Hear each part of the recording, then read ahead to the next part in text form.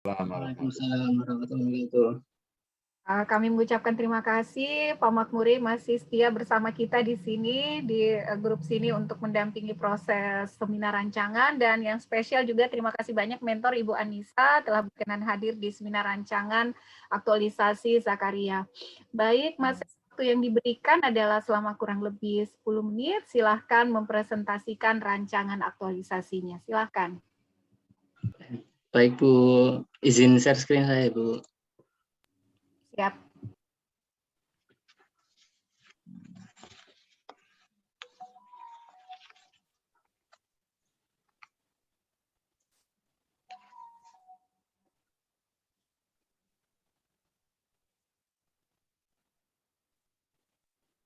Apakah sudah terlihat Bapak Ibu? Sudah, tinggal di slide. Baik. Bismillahirrahmanirrahim. Assalamualaikum warahmatullahi wabarakatuh. Selamat pagi Bapak Ibu sekalian. Kepada yang terhormat Bapak Makmuri selaku penguji seminar rancangan aktualisasi saya, kepada yang terhormat Bu Santi selaku coach saya, dan kepada Bu Anissa selaku mentor saya. Izinkan saya untuk memulai paparan pada pagi ini. Judul dari rancangan aktualisasi saya adalah penguatan knowledge management system melalui pembuatan panduan perhitungan tingkat komponen dalam negeri, produk elektronika dan telematika, dan studi kasus kajian di unit kerja Pusat Pengkajian Industri Manufaktur Telematika Elektronika tahun 2021. Saya Zakaria Rifki, calon prekayasa ahli pertama di Pusat Pengkajian Industri Manufaktur Telematika dan Elektronika BPPT.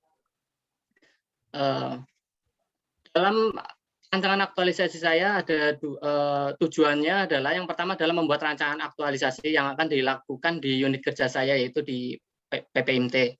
Kemudian yang kedua adalah melakukan pembiasaan diri dengan nilai-nilai dasar aneka. Yang kedua itu adalah ruang lingkup kegiatan aktualisasi. Yang pertama lokasi di PPIMT BPPT, kemudian aktualisasi dilaksanakan berdasarkan kemampuan dan kompetensi yang dimiliki oleh CPNS. Selanjutnya, waktu pelaksanaan 6 minggu dan kegiatan aktualisasi ini dilakukan tanpa anggaran. Nah, yang pertama perkenalan mengenai BPPT. Visi dan misi mungkin Bapak Ibu yang di BPPT sudah familiar, tapi saya ingin menekankan bahwa dalam pelaksanaannya nanti ada di misi nomor 1 dan 2, itu yang kedua yang terkait dengan meningkatkan kualitas sumber daya manusia dan prasarana BPPT, akan berkaitan dengan pelaksanaan beberapa kegiatan di rancangan aktualisasi saya. Dan nilai-nilai organisasi yang ada di BPPT, yaitu creativity, integrity, profesional, teamwork, dan akuntabilitas juga masuk juga dalam aktualisasi, selain dari nilai-nilai dasar PNS, yaitu aneka. Kemudian saya bekerja di Pusat Pengkajian Industri Manufaktur, Telematika, dan Elektronika, biasa disebut PPIMT, atau beberapa orang bahkan nyebutnya PIMT sih untuk memudahkan saja. Masuknya ke Kedeputian PKT, Pusat Pengkajian Kebijakan Teknologi. Nah, berdasarkan Perkab BPPT nomor 12 tahun 2017, tugas PIMT adalah melaksanakan pengkajian dan penerapan kebijakan teknologi industri manufaktur, telematika, dan elektronika. Nah, fungsinya adalah yang pertama terkait dengan pelaksanaan kegiatan pengkajian kebijakan teknologi industri, terkait dengan clearing, alih, dan intermediasi kebijakan teknologi di bidang manufaktur, telematika, dan elektronika. Yang kedua itu terkait dengan penyiapan rumusan kebijakan nasional di bidang tersebut. Dan yang fungsi yang terakhir adalah terkait dengan pelaksanaan perencanaan, monitoring, dan evaluasi di PIMT. Nah, setelah saya melakukan isu scanning di unit kerja saya, maka terdapat tiga isu yang berhasil diidentifikasi. Yang pertama adalah terkait dengan distribusi jumlah jabatan fungsional prekayasa. Ini terkait dengan manajemen ASN di mata agenda pelatihan ketiga di Latsar. Ini untuk yang isu yang pertama itu berdampak terkait dengan komposisi yang tidak ideal terkait dengan jabatan fungsional perekayasa tersebut berpengaruh terhadap pembagian beban kerja dan klaim angka kredit, dan ini ya salah satu dampaknya. Kemudian isu yang kedua adalah terkait dengan knowledge management system, terkait dengan penggunaan alat ukur kajian. Ini ada toolsnya beberapa, misalnya TRL, MRL, Katsinov, TKDN, perhitungan TKDN. Nah, hal ini terkait dengan manajemen ASN. Nah, dampaknya adalah menghambat proses pelaksanaan kajian yang dilaksanakan PPMT, dan mungkin selalu mengandalkan orang-orang tertentu saja dalam penggunaan alat ukur. Jadi di situ terlihat bahwa tidak ada pemerataan kemampuan dalam penggunaan alat ukur tersebut. Padahal dalam kajian yang dilakukan pasti selalu melibatkan alat-alat atau tools ukur tersebut. Kemudian yang ketiga, isu ketiga adalah terkait dengan koordinasi dengan pihak lain terkait kegiatan pelaksanaan kajian. Ini terkait dengan mata agenda pelatihan Hall of Government, berinteraksi dengan unit kerja lain di BPPT maupun di luar instansi di BPPT. Seperti diketahui, dalam pelaksanaan kajian itu PPMT itu selalu melibatkan pihak-pihak eksternal, misalnya unit kerja teknis di BPPT maupun di industri bisa BUMN, swasta maupun kementerian-kementerian lain, sehingga jika tidak terjalin koordinasi yang baik maka akan menghambat pelaksanaan kajian yang dilakukan. Nah, untuk memilih core issue atau isu utama yang ada di PIMT yang mendesak untuk segera diselesaikan, maka metode tapisan yang saya gunakan itu metode urgency, seriousness, dan growth. Berikut merupakan kriteria USG dan nilai dan indikatornya. Ini satu, misalnya yang urgency ini, 1 tidak mendesak, 5 sangat mendesak. Dan begitu pula di kategori kriteria seriousness maupun growth. Nah, dari tapisan isu menggunakan USG tersebut, maka didapatkan penilaian. Nah, penilaian ini dengan merujuk dengan saya melakukan koordinasi dengan beberapa senior termasuk mentor dan beberapa rekan kerja lain, sehingga didapatkan tapisan isu yang nomor 2 terkait dengan knowledge management system terkait dengan penggunaan alat ukur kajian. Nah, rumusan isunya adalah belum berjalanannya dengan baik pelaksanaan knowledge management system terkait dengan penggunaan alat ukur kajian di PPINT. Nah, untuk mengetahui akar masalah dari core isu tersebut, maka dilakukan analisis penyebab isu untuk menggunakan diagram Fishbone. Nah, dalam hal ini saya menggunakan 4 domain untuk menentukan akar permasalahan, itu terdiri dari people, process, organizational, dan technical atau skill dari Marsevka tahun 2015. Nah, setelah diidentifikasi, terdapat 3 akar penyebab isu tersebut. Pertama terkait dengan rendahnya kesadaran manajemen terkait pentingnya knowledge management system. Yang kedua terkait dengan tidak adanya tools semacam panduan dalam penggunaan alat ukur kajian. Yang ketiga itu belum adanya kurikulum yang sistematik bagi seluruh SDM. Jadi beberapa kali ada pelatihan namun itu kayak insidental dan itu juga nggak direncanakan dengan baik. Nah, alternatif solusinya itu untuk masing-masing penyebab isu ada 1, yaitu peningkatan kesadaran untuk nomor 1, yang kedua pembuatan panduan, yang ketiga terkait dengan pelatihan yang sistematik. Nah, dari 3 ide gagasan tersebut maka ditapis untuk mendapatkan gagasan yang paling memberikan kontribusi paling besar dengan biaya yang paling murah dan mempunyai nilai kelayakan yang paling tinggi. Itu terpilih gagasan terkait dengan pembuatan panduan alat ukur kajian yang sistematik. Nah, kemudian pembuatan panduan penggunaan alat ukur kajian yang sistematik khususnya dalam perhitungan TKDN. Kenapa yang akhirnya diangkat TKDN? Karena dalam riwayat PPIMT dari tahun 2018 sampai 2021 itu dari total 18 kegiatan yang ada, baik itu DIPA maupun dibiayai DIPA maupun BLU, itu 7 kegiatan menggunakan proses perhitungan TKDN.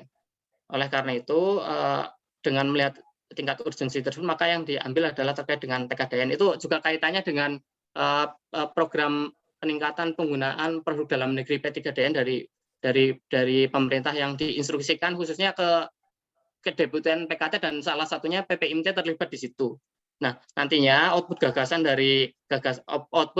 kreatif ini berupa pertama panduan dalam bentuk PDF, yang kedua adalah dalam bentuk video. Jadi nanti di video tersebut dijelaskan terkait cara perhitungannya.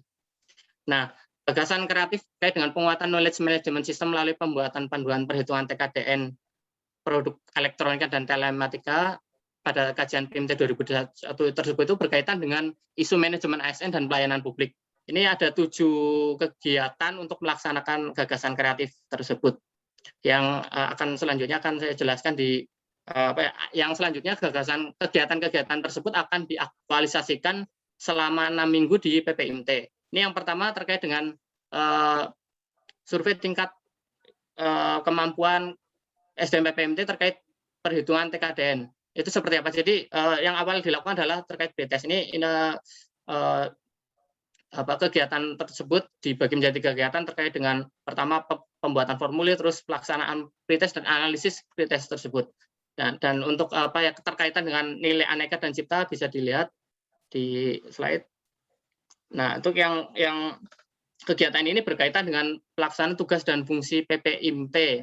Yang kedua terkait dengan yang pertama terkait dengan pelaksanaan kegiatan pengkajian. Itu panduan ini nantinya dapat digunakan untuk mendukung fungsi pertama PIMT. Kemudian hal ini juga terkait dengan misi BPPT yang kedua, yaitu terkait dengan meningkatkan kualitas SDM dan prasarana BPPT. Ini yang kedua, setelah kita tahu gambaran ini gambaran kemampuan SDM, kemudian yang kedua adalah studi literatur dan identifikasi penggunaan TKDN pada kajian PIMT 2021. Nah, pada tahun 2021 terdapat 3 kegiatan kajian. Yang pertama terkait dengan charging station mobil listrik, charging station kendaraan listrik, yang kedua terkait dengan Punamale, dan yang ketiga terkait dengan alat kesehatan COVID. Ini yang kemudian untuk yang selanjutnya, maaf. Macet. Kemudian kegiatan yang izin bentar Bu, ini macet ininya. Nggak kelihatan. Ini sekarang sampai kegiatan keberapa ya Bu? Kegiatan kedua. Masih kedua ya? Atau di stop screen dulu, Mbak Sek? Oh ya. Mohon maaf, kendala. Terlihat lagi nggak Bu? Iya, sudah on the way persiapan. Oke, langsung dicari kegiatan ketiga. Waktunya ya Mas Sek, tinggal 2 menit. Baik Bu, saya percepat. Nah, ini yang ketiga terkait dengan konsultasi dengan Prekayasa media atau utama terkait dengan materi yang akan dimasukkan dalam panduan tersebut. Kemudian yang keempat ini terkait dengan pembuatannya, mulai dari pencarian referensi desain, kemudian penyusunan konten, kemudian konsultasi dengan mentor, pembuatan storyboard khusus untuk video, dan eksekusi desainnya, baik PDF maupun video. Kemudian yang kelima itu terkait dengan setelah draft panduan tersebut jadi, kita kasihkan ke SDM PIMT untuk melihat umpan baliknya seperti apa, untuk menghimpun masukan. Dan yang keenam itu terkait dengan post test. Tadi kan pertama kan pretest. Nah, ini yang selanjutnya adalah post test untuk mengetahui seberapa efektifnya panduan yang telah dibuat. Kemudian yang terakhir yaitu launching. Launching ini nantinya panduan ini akan tidak hanya digunakan oleh SDM PIMT, tapi juga bisa digunakan oleh mitra terkait dengan pelayanan publik. Nah, ini merupakan rekapitulasi nilai-nilai dasar yang ada di rancangan kegiatan saya.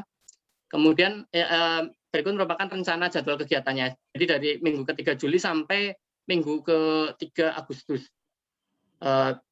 Seperti terlihat. Dan nanti mungkin yang paling banyak menguras waktu itu pada kegiatan keempat nih, pembuatan panduannya. Baik. Sekian, terima kasih kepada Bapak Ibu sekalian. Baik, terima kasih banyak Mas Sakaria atas presentasinya, dan selanjutnya kami memberikan kesempatan kepada mentor yaitu Ibu Anissa untuk bisa memberikan tanggapan apakah memang yang telah disampaikan Pak Sakaria ini, Mas Sakaria, sesuai dengan yang dibutuhkan saat ini di unit kerja. Silakan Ibu selama kurang lebih 5 menit. Ya, baik. Terima kasih Bu Santi, Pak Makmuri, selamat pagi. Eh, saya menilai di sini sebagai mentor dengan diskusi dengan calon CPNS kami yaitu Pak Zakaria. Jadi dari beberapa isu sudah kita diskusikan bersama.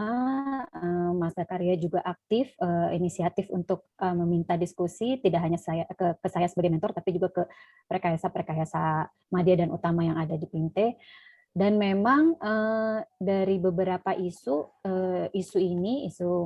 panduan mengenai knowledge management system khususnya untuk yang masalah TKDN ini memang menurut kami memang urgent untuk dilakukan karena memang saat ini belum ada panduan yang secara mudah dan interaktif untuk digunakan. Jadi selama ini kan hanya melihat dari regulasi yang ada, melihat membolak-balik peraturan Permenperin, baik itu Permenperin yang sebelumnya Permenperin 16, Permenperin 20. Jadi dan itu juga tidak semuanya menguasai, sehingga memang dianggap dengan dibuatnya panduan ini mungkin nantinya akan memudahkan baik itu untuk kami, unit kami sendiri, maupun bisa juga dipakai dengan unit-unit lain yang memang membutuhkan tentang perhitungan TKDN ini, baik unit yang ada di BPPT maupun juga untuk mitra. Makanya tadi disebutkan oleh Mas Zakaria bahwa ini bermanfaat sesuai dengan tusi dari Pinte, yaitu sebagai sebagai bahan intermediasi juga ke mitra, kemudian menjadi bahan rumusan kebijakan juga kan. Jadi dengan panduan ini mungkin nantinya dapat memberikan rekomendasi mengenai TKDN mungkin yang akan dilakukan oleh kita sendiri maupun juga dilakukan oleh industri atau yang membutuhkan seperti kementerian-kementerian lain yang terkait dengan unit kami yang memang meminta bantuan kami ataupun yang memang yang tidak langsung berkaitan dengan kami tapi memang membutuhkan membutuhkan panduan perhitungan TKDN tersebut. Jadi menurut saya memang isu ini patut untuk diangkat sebagai rencana aktualisasi yang bisa dilakukan oleh Mas Zakaria nanti. Semoga ini juga dapat implementatif, tidak hanya sekedar proyek yang sekarang berjalan gitu ya, maksudnya sebagai rancangan aktualisasi CPNS saja, tapi juga bisa berkelanjutan gitu ya, bisa digunakan, bisa bermanfaat tidak hanya untuk kami tapi juga untuk mitra-mitra sekalian. Itu menurut saya. Baik, terima kasih banyak Ibu Anissa atas penjelasannya, dan selanjutnya kami beri kesempatan kepada Pak Makmuri untuk bisa bertanya, mengklarifikasi, terutama untuk memberikan saran-saran demi penyempurnaan dari rancangan Zakaria, Mas. Silakan Bapak. Baik, terima kasih Bu Santi, yang saya hormati Bu Anissa, Bu Santi, Mas Zakaria. Assalamualaikum warahmatullahi wabarakatuh. Saya senang sekali ya, karena memang pemilihan isunya memang tepat karena memang Kedeputian PKT salah satu yang ditunjuk oleh BPPT bertanggung jawab untuk melakukan satu kajian-kajian tentang TKDN. Karena memang secara nasional BPPT dalam Perpres P3DN ya, Perpres P3DN tentang pemanfaatan dalam negeri, memang ditunjuk ya, mempunyai satu tugas. Tapi sebelum sampai ke yang mendalam, saya khawatir saja Mas Zakaria bilang tentang TKDN kemana-mana, tapi pemahaman tentang kenapa dilakukannya tentang policy local content ini. Bisa nggak dikasih alasan kenapa ada pemerintah menerapkan kebijakan tentang pengadaan kandungan lokal dalam negeri? Kenapa ini? Coba. Silakan, Mas Sek. Baik Pak Makmuri, terima kasih Pak atas tanggapannya dan pertanyaannya ini. Terkait dengan peningkatan TKDN itu kaitannya ini Pak, kalau belum lama ini yang mungkin yang pemantik yang ramai di media itu ketika ini Pak yang Pertamina ya yang berkaitan dengan Pertamina itu Pak, penggunaan pipa tapi dari luar negeri, padahal kita mempunyai Krakatau Steel sebagai penghasil baja. Ya, itu pemantik yang di nasional seperti itu.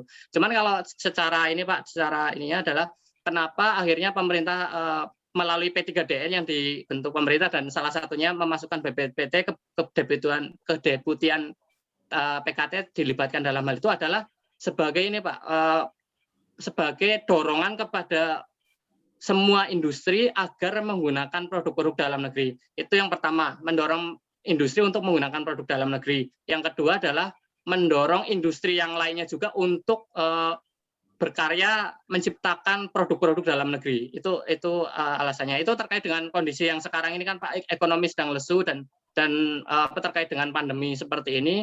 Makanya salah satu dorongan untuk meningkatkan pertumbuhan ekonomi adalah dengan mendorong industri sendiri untuk menggunakan produk-produk yang diciptakan oleh teman-temannya, yaitu industri-industri yang lain itu Pak. Oke, jadi filosofi pemerintah mengeluarkan satu kebijakan atau peraturan, entah itu Perpres ataupun Permen Perin ya tentang TKDN. Jadi intinya adalah pemerintah memberi peluang kepada masyarakat seluas-luasnya untuk bisa menciptakan peluang bisnis dalam berkontribusi pembangunan nasional. Ya memang betul. Iya, iya. 2.000 triliun anggaran pembangunan pemerintah seharusnya itu bisa menciptakan iklim usaha, UKM maupun industri naik gitu ya. Bayangin saja, pembangunan jalan tol di mana-mana, pembangunan gedung di mana-mana, anggaran kita itu 2.000 triliun, tapi malah pabrik Krakatau Steel mati. Ini kan lucu ya. Kemudian banyak industri-industri tentang logam juga tidak bisa berdaya saing. Nah ini salah satu kebijakan kenapa pemerintah mengeluarkan kebijakan TKDN. Kenapa?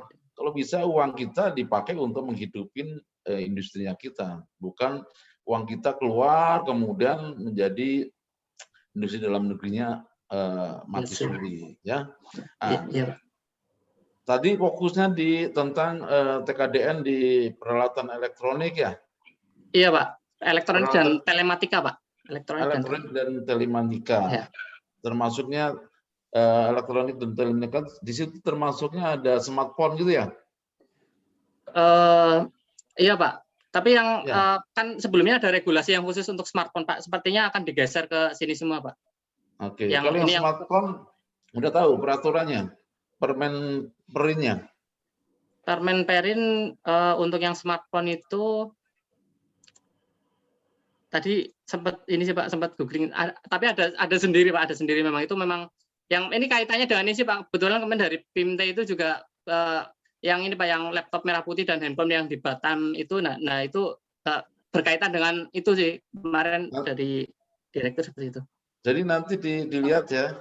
Peraturan Menteri Perindustrian nomor 29 Perindustrian per 7 tahun 2017. Baik Pak. Ya. Itu di situ jelas gambar penjelasan tentang ketentuan dan tata cara perhitungan nilai tingkat komponen dalam negeri produk telepon selular, komputer genggam, komputer tablet dan lain-lainnya. Itu Permen Perinnya nomor 29 tahun 2017 ya. Kalau mau membahas itu kamu harus itu mempelajari peraturan itu ya. Nah, kalau enggak nanti enggak pas gitu ya. Tata cara menghitungnya juga ada karena produk ini kan ada prosesnya, ada nilai sains, nilai engineeringnya, ya kan. Nah, apalagi nanti kalau ini mau bis proses atau cost product proses kan, bis proses atau cost bis ya, ini kan juga harus dibedain. Nanti kalau misalnya dibuatnya di Indonesia, mesin pembuatnya dari luar negeri, gimana cara ngitungnya? Nah itu jangan sampai salah ya. Jadi kan nanti ada unsur prosesnya, ada unsur mesinnya, ya. Ini karena ya. Mohon izin menanggapi Pak. Oh ya, silakan Mas Zak dulu nanti saya tanyakan. Ini Pak, mohon maaf Pak. Ini Pak dan Bu Nisa juga.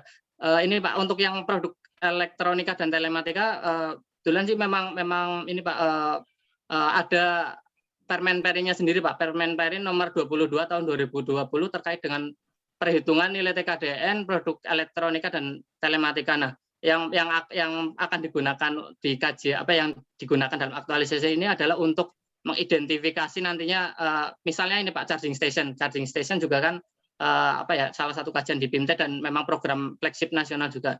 Nah, dari Permen tersebut itu memang benar Pak, tadi ada dua, pertama digital dan non digital. Nah, untuk yang digital itu terkait dengan misalnya charging station nih, di PIMTEK nanti akan mengarah situ karena telematika elektronikanya misalnya charging station adalah produk digital dan dalam perhitungan produk digital yang elektronika itu ada keistimewaannya karena ini Pak, kalau yang peraturan TKDN yang tahun sebelumnya tahun 2011 yang masih umum itu ada dua unsur. Yang pertama itu pengembangan dan unsur pengembangan dan unsur peralatannya. Nah, untuk yang tahun 2011 itu masih 20% pengembangan, 80% untuk pembelian komponennya. Dan di Permen Perin nomor 22 tahun 2020 itu pemerintah mencoba mendorong industri dan khususnya Litbang Jirap termasuk BPPT itu untuk melaksanakan inovasi dengan meningkatkan TKDN melalui unsur pengembangan Pak. Pengembangan 30% dan ininya 70% ya komponen gitu. Manufaktur 70%, pengembangan 20%, aplikasinya 10%. Iya. Iya. Iya kan? Iya, Pak. Iya, Pak. Iya, jadi bukan pengembangannya 30, jadi 20 pengembangan, 10% aplikasinya. 70. Ya, 70, 20, 10. Nah, 70, 20. Tapi nanti juga dilihat permen kominfonya, ya. Baik, Permen kominfonya ya. Ya ini untuk nanti kamu di rencana kegiatannya kamu harus studi literaturnya harus berbanyakin di peraturan-peraturan di Permen Perin, kemudian Permen Kominfo ya. Karena ini terkait dengan dua kementerian ini untuk menghitung karena yang dihitung adalah peralatan elektronika ya, gitu ya. Baik, Oke, Pak. terima kasih. Baik, Ibu Nisa mungkin ada sedikit yang ingin ditambahkan Ibu atau cukup? Ya mungkin nanti saya masukan dari Pak Makmuri akan kami coba diskusikan kembali karena memang mungkin ada baiknya memang di buku panduan tersebut nanti kalau yang di PDF di video mungkin nanti kan langsung ke perhitungan. Nah, kalau yang di panduan mungkin di pedoman itu ada ya sebagai pembanding gitu loh. Selain sebagai pembanding memang sebagai pelengkap juga. Jadi ada baiknya nggak cuma yang Permen Perin 2020 tapi juga Permen Perin yang sebelumnya dan permen dari Kominfo juga gitu. Jadi biar lebih jelas gitu ya Pak ya. Iya. Saya juga sebagai yang udah lama di PIMTEK juga karena memang kan PIMTEK kan baru ya Pak. Saya kan sebelumnya juga di PTKI. Jadi kurang terlalu paham juga mengenai TKDN. Jadi mau nggak mau saya juga belajar lagi dan mungkin akan menunggu panduan yang akan dibuat oleh Mas Sak nanti. Iya. Nanti kalau ini saya banyak beberapa bahan-bahan kalau mau. Oh iya Pak, baik Pak. Nanti saya hubungi Pak di belakang. Saya email Bapak ya. Baik, terima kasih banyak atas pertanyaan terutama masukan dan tadi juga ada ya untuk bisa Pak penguji kita, Pak Makmuri membuka kesempatan, Mas Zakaria tinggal mengambil peluang itu untuk bisa belajar banyak, sharing banyak dengan Pak Makmuri untuk mencari referensi-referensi seperti yang telah disampaikan tadi. Dan Ibu Anissa, kami mengucapkan terima kasih banyak Bu atas kehadirannya hari ini. Mohon untuk tetap terus didampingi Mas Zakarianya dalam proses pelaksanaan kegiatan. Baik. Dengan mengucapkan alhamdulillahirobbilalamin, rancangan dari Zakaria dinyatakan selesai. Terima kasih. Terima kasih Pak Makmuri atas masukan-masukannya. Selamat Zakaria. Ya, terima kasih Pak. Terima kasih Bu Santi. Terima kasih banyak ya. Ini jadi udah boleh live ya langsung ya? Iya boleh Ibu. Terima kasih Bu Nisa. Terima kasih ya. Izin